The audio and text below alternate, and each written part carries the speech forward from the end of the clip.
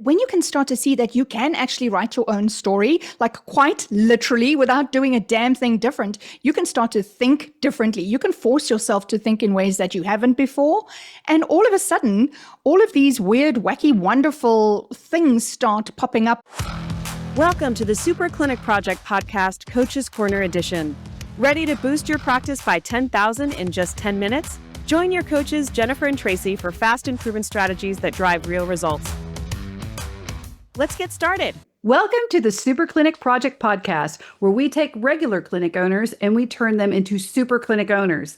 Today, you're here with me, Jennifer Glegerich, and our other Super Clinic host, Tracey Sundquist, neuroscience expert and fellow business consultant and coach, to help you add $10,000 to your business within 10 minutes. Join us today for our Coach's Corner.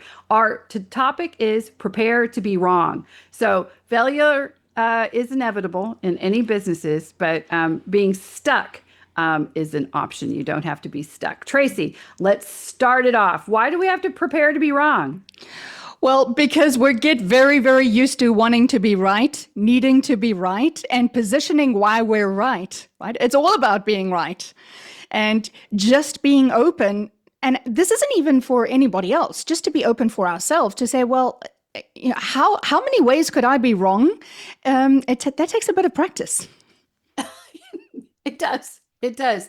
And when we're talking about it, you know, we all will fail, right? It's just if you think about, well, what if I fail? There are ways to fail forward, and then there are ways to just put your finger on the red button and flail around and just self-destruct, right? So we're talking about how to avoid self-destructing, how to avoid not letting everything go down the tubes because what you thought would happen did not happen at all. You also have to open yourself up to the idea that other people may be right. Maybe it wasn't you, right? And there's a tightrope that we walk as business owners, right? We're the leaders, we're the captains of the ship, but yet we also have to admit when we're wrong, and we have to allow other voices to help us continue to innovate. Can you talk about this as a neuroscience expert? Because I know that's very hard to be in that space where you can be in that kind of try to get into that neutral area where you're not, well, I'm the boss, and so this is what we're going to do. When it comes to the science of it, there's that saying, neurons that fire together, wire together. And what it's really talking about is having things become habit. So you don't have to think about it anymore because it's almost automated.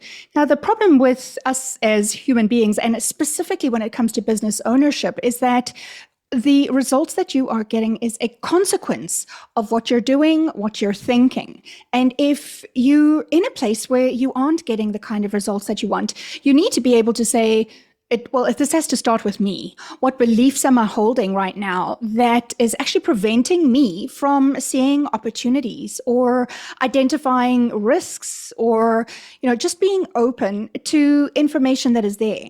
Because when it comes to reality, we all think that we know what's real, right? Our reality is like this, it's objective. And I'm very sad to say that it's the biggest lie that we tell ourselves.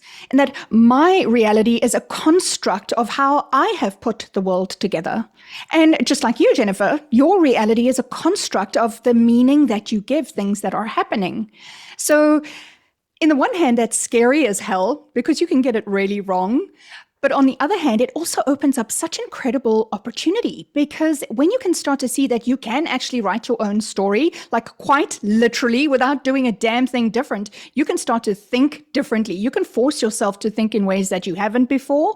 And all of a sudden, all of these weird, wacky, wonderful things start popping up. And I think that's really what life is about, not just running a successful business, but showing up and being engaged in what you're doing and ultimately having things work out because of your willingness to not be so fixed. Yeah. And being open, or the power of maybe they're right. Maybe I'm wrong. We had another guest here on Super Clinic Project Podcast, and she had went to a mastermind group. She had paid a lot of money. We're talking, it was like $20,000 a plate to be able to get with this guru.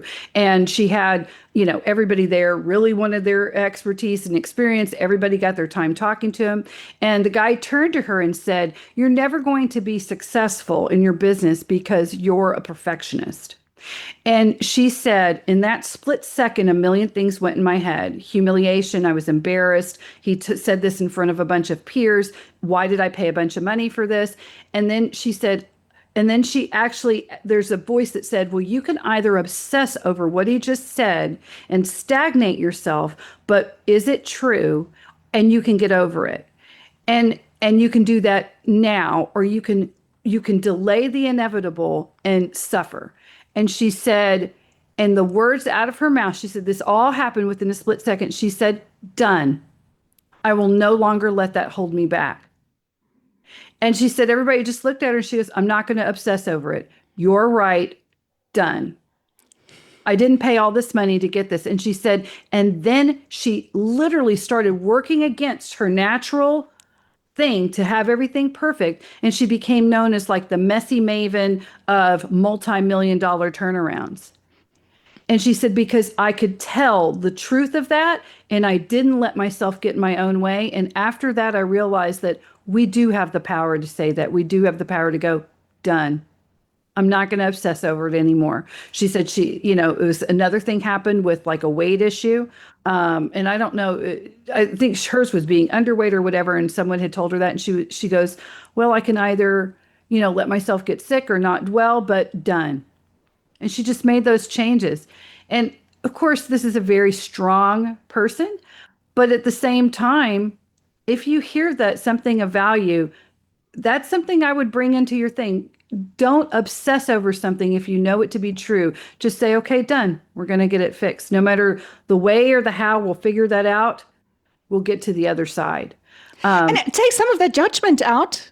Because Yes. it doesn't matter if, we're going down the route of right and wrong, which I hate to do as a coach because it's there's so much judgment in "you were wrong." So I'm really just peeling off the BS layers that we would say to ourselves rather than as a coach to someone who I'm coaching. Because in that space, it's more around what is serving you and what is not serving you. So when you can start to look at your behavior from a perspective of, is this behavior helping me get where I want to get to? Then it's not a case of I'm doing something wrong or I'm holding myself back. Is what I'm doing helping or hurting me? There's no judgment in that. So Yeah. if you can kind of flip things to start looking at it from that perspective, then it's not a case of having to defend anything. It's just a case of, well, yeah, my perfectionism is really holding me back. Let's see, if they're done, what do I need to do now? How am I going to make sure that when that perfectionism bug bites, I'm not going to go down that rabbit hole. I'm just going to say, "No, sorry, that was the old me. This is a new me, and the new me is moving forward." Yeah, and in the context of failure, I just a lot of you guys know, if you follow me, I talk about it. My son's going off to college. We had the parent orientation, and one of the things they said to all the parents is, "Your child will fail. We know you're used to your child getting." It's a very intense program that he was able to be in. We know your kids are valedictorians. We know your kids are straight A students. Your kids will experience failure here, and that's okay. That's when they're going to hit their biggest growth. You need to be able to support them without overwhelming them. And here are, they gave a ton of resources just for parents for that. And I thought, that's so nice. We need to do that in business too. You're going to fail. There's going to be things you're going to fail on, but those failures will get you to your biggest growth. So let us, Tracey and I, be here as a support to you. Remember that you can reach out to us at any time. I know we're at the end of our 10 minutes, but go to superclinicproject.com, click on either one of our pictures, and you can have a free session with us. If you've had a failure, you want to know, well, how do I go to done and get over that to the next level? Just let us know. Be sure to follow, share, rate us 5 stars. All the good things that we ask you to do every single time. Tracey, do you have anything to say before we wrap it up? I just love that. Just that done. I think if that's one little piece to take into your day or your night or wherever you're positioned, it's just give yourself permission to be done with stuff. Yeah, and that isn't even mine. I feel bad that I cannot remember which guest it was. But I don't care. If we hear good golden nuggets, we're going to bring it out to you guys. Just watch every single one of our episodes, and then you're gonna hear that again. So, anyway, guys, have a great week. See you on. Yeah, well, remember we're in Coach's Corner Tuesdays and Thursdays. Bye. Thank you for listening to the Super Clinic Project podcast, Coach's Corner edition. If you would like to work with Jennifer or Tracey to 2 or 10x your business, then go to superclinicproject.com and click on either Jennifer or Tracey's photograph to book a complimentary session. Your greatest breakthrough is just a session away.